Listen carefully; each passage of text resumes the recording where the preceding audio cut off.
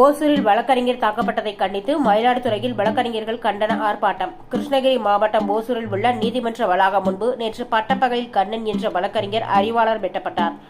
இதில் படுகாயமடைந்த வழக்கறிஞர் கண்ணன் மருத்துவமனையில் அனுமதிக்கப்பட்டு தொடர்ந்து தீவிர சிகிச்சை அளிக்கப்பட்டு வருகிறது.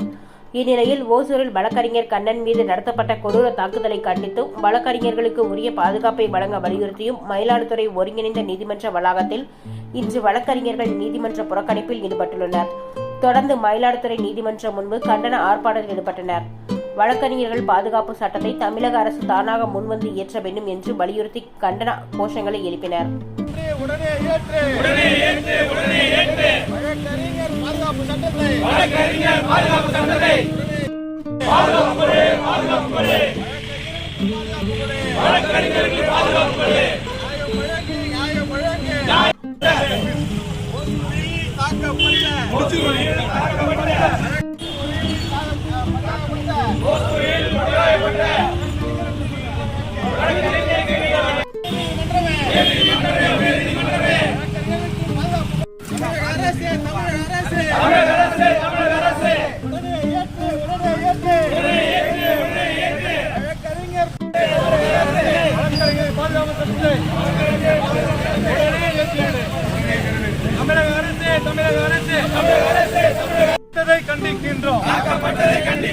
கண்டிக்கின்றோம்.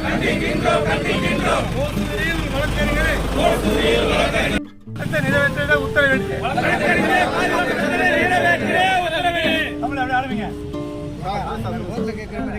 தமிழக அரசு உடனடியாக நிறைவேற்று வழக்கறிஞர் பாதுகாப்பு சட்டத்தை உடனடியாக நிறைவேற்று. தமிழக அரசு வழக்கறிஞர். ஓசூரில் வழக்கறிஞர் கண்ணன் அவர்கள் சமூக விரோதியால் கடுமையாக தாக்கப்பட்டதை கண்டித்தும் வழக்கறிஞர் தொடர்ச்சியாக தமிழகத்தில் தாக்கப்படுவதை தடுத்துடவும் தமிழக அரசு உடனடியாக வழக்கறிஞர் பாதுகாப்பு சட்டத்தை உடனே நிறைவேற்றுமாறு மாநிலம் வழக்கறிஞர் சங்கம் சார்பாக அறிவுறுத்தப்படுகிறது. இந்த கோரிக்கையை ஓசூரில் வழக்கறிஞர் கண்ணன் தாக்கப்பட்டதை கண்டித்து மயிலாடுதுறை மாவட்டத்தில் உள்ள அனைத்து நீதிமன்றமும் இன்றும் நாளையும் நீதிமன்ற பணியிலிருந்து விலகி இருப்பது என்று முடிவெடுக்கப்பட்டுள்ளது.